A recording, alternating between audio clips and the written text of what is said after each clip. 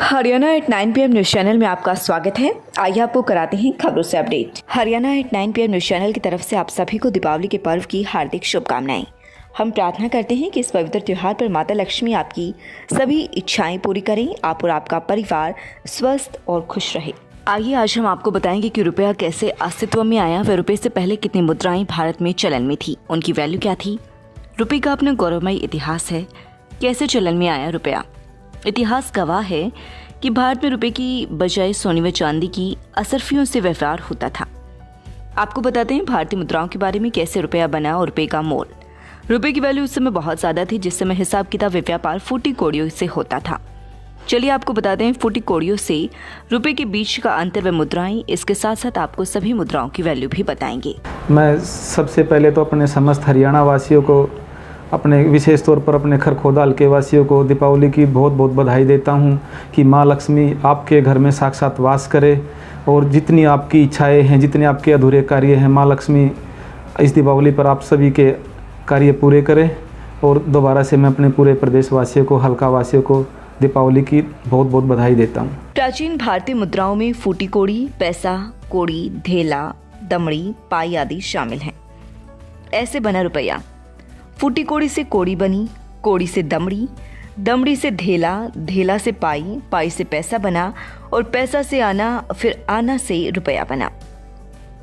256 दमड़ी जो है 192 पाई के बराबर होती है और 192 पाई 128 धेला यानी कि 64 पैसा के बराबर होती है और 64 पैसा 16 आना के बराबर होता है और 16 आना मिलकर 1 रुपया बनाता है। 3 फूटी कौड़ी 1 कौड़ी के बराबर होती है। 10 कौड़ी 1 दमड़ी मानी जाती है और 2 दमड़ी 1 धेला। 1.5 पाई से 1 धेला बनता है और 3 पाई से 1 पैसा पुराना वाला। 4 पैसा मिलकर 1 आना बनाता है और 16 आने का 1 रुपया माना जाता है। पुरानी कहावतें। प्राचीन मुद्राओं की इन्हीं इकाइयों ने हमारी बोलचाल की भाषाओं को कई कहावतें दी हैं जो पहले इस तरह अब भी प्रचलित हैं। 1 फूटी कौड़ी नहीं दूंगा, धेले का दाम नहीं करती हमारी बहू, चमड़ी जाए पर दमड़ी न जाए, पाई पाई का हिसाब रखना, 16 आनी सच। खंड विकास एवं पंचायत अधिकारी खरखोदा सभी ब्लॉक वासियों को दिवाली के इस शुभ पर्व की शुभकामनाएं देती हूँ और मैं अपने कार्यालय की और सभी ग्राम सचिवों की तरफ से ये अपेक्षा करती हूँ कि सभी ग्रामवासी और अधिक मात्रा में स्वामित्व योजना में हमारा सहयोग कराएंगे तथा लाल डोरे के अंदर आने वाली अपनी संपत्तियों की रजिस्ट्रियां करवाएंगे। सीवरेज का टूटा ढक्कन बन रहा जाम का कारण, गुणवत्ता पर उठ रहे सवाल।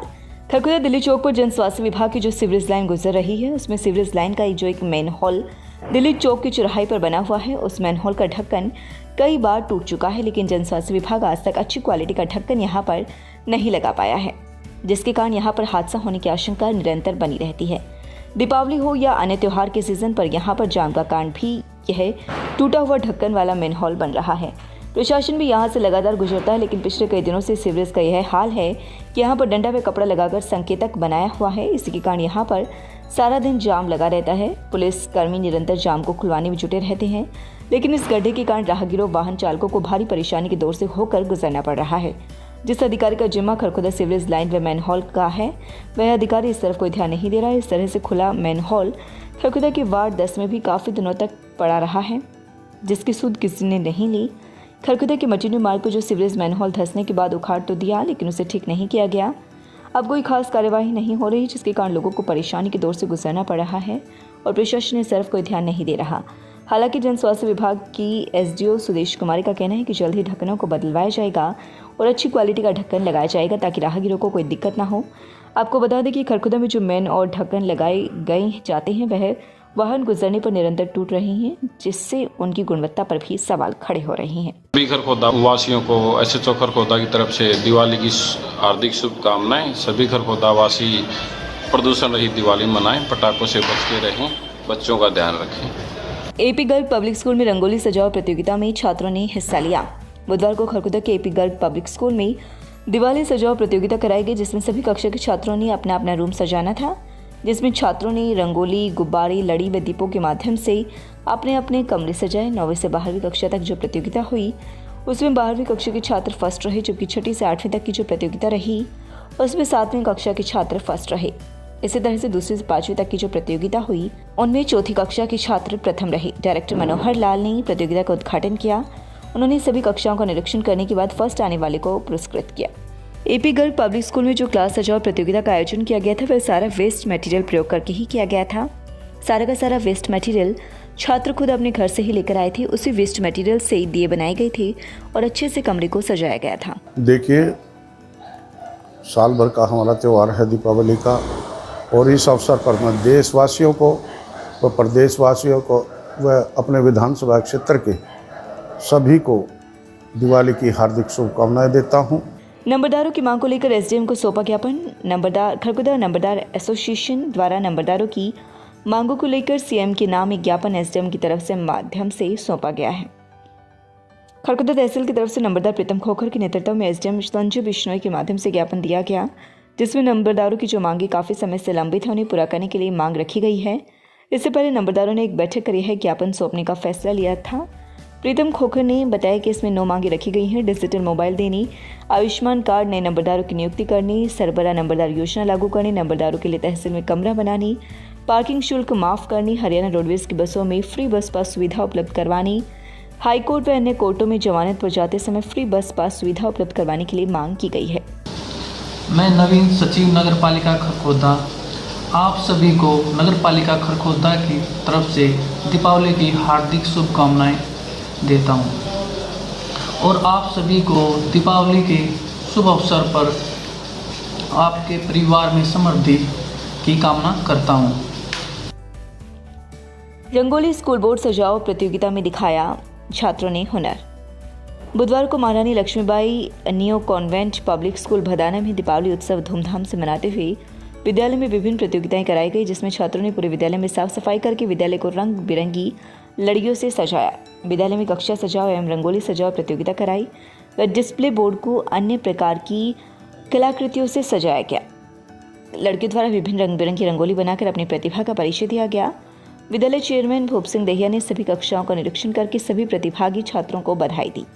उन्होंने कहा कि बुराई को छोड़कर पवित्र बनना चाहिए। इस अवसर पर विद्यालय वाइस चेयरमैन सुभाष तोमर, संचालन समिति सदस्य दलजीत दहिया, शिशपाल दहिया, प्राचार्य विजय वत्स, निदेशक डीएस मलिक, संयोजिका शिवा कुमारी सहित सभी अध्यापक अध्यापिका उपस्थित रहे। मैं Narendra Yadav, secretary market committee Kharkhoda, सभी क्षेत्रवासियों को, सभी क्षेत्र के किसानों को, सभी मंडी के व्यापारियों, एसोसिएशन को, मजदूरों को दीपावली की हार्दिक शुभकामनाएं देता हूं। खेत में ट्रैक्टर चलवा रही थी महिला, पड़ोसी ने पीटा, जान से मारने की दी धमकी। क्षेत्र के निजामपुर माजरा गांव में एक विधवा महिला पूनम अपने खेत में ट्रैक्टर चलवाकर बुआई बिजाई का काम करवा रही थी। इसी दौरान उसका पड़ोसी वहां पर आ गया और महिला पूनम के साथ झगड़ने लगा। यही नहीं, पहले तो कहासुनी की, फिर कहासुनी इतनी अधिक बढ़ गई कि महिला के साथ उसने मारपीट भी शुरू कर दी। यही नहीं, जाते जाते जान से मारने की धमकी देकर गया है। महिला ने मामले की शिकायत फरमाना पुलिस चौकी में दी है। पुलिस ने मामला दर्ज कर लिया है। एक आरोपी ने कबूल की, वारदातें पुलिस जांच में जुटी। क्षेत्रवासी एक किशोर के सामूहिक दुष्कर्म के आरोप में पकड़े गए एक आरोपी को पुलिस ने गिरफ्तार कर 5 दिन की रिमांड पर लेकर पूछताछ की, जिसमें कई खुलासे हुए, जिसमें पिपली व फिरोजपुर बांगर में जानलेवा हमला करने की वारदातें भी शामिल हैं। आरोपी को अब न्यायालय में पेश कर फिर से 5 दिन की रिमांड पर लिया गया है, ताकि और पूछताछ की जा सके व अन्य आरोपियों को भी गिरफ्तार किया जा सके। क्षेत्र के एक व्यक्ति द्वारा शिकायत दी गई कि उसकी नाबालिग बेटी को शादी का झांसा देकर भगाया गया। शिकायत पर पुलिस ने मामला दर्ज किया था, जिसकी जांच अब एएसपी खरखोदा डॉक्टर मयंक गुप्ता कर रही हैं। ऐसे में आरोपी सागर को अब 5 दिन की रिमांड पर लेकर पूछताछ की गई तो खरखोदा की पीपली स्थित त्रिवेणी ढाबे पर चली गोलियों में ट्रक चालक के घायल होने के साथ ही फिरोजपुर बांगर स्थित एक कार्यालय में बैठे गांव के ही संदीप पर हुए जानलेवे हमले की वारदात पर से भी पर्दा उठ गया। इसके साथ ही पूछताछ में सामने आया कि आरोपी सागर पंजाब में एक युवक की हत्या करने के साथ ही आसोदा में 2 हत्या, बादली में एक मैकेनिक की हत्या के साथ ही रोहतक संभाल का पानीपत में एक शराब ठेके पर लूट कर चुका है। वहीं बहादुरगढ़ के 2 शराब ठेके पर लूट की घटना को अंजाम दे चुका है। इसके साथ आरोपी दिल्ली में एक गाड़ी लूटने के माध्यम से पंप पर लूट की वारदात को अंजाम देने के मामले में भी संलिप्त रहा है। इतने मामले सामने आने के बाद टीम अब एएसपी डॉक्टर मयंक गुप्ता की अगुवाई में जांच कर रही है।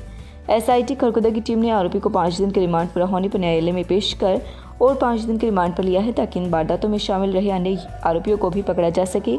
एएसपी डॉक्टर मयंक गुप्ता की अगुवाई में मामले की जांच की जा रही है।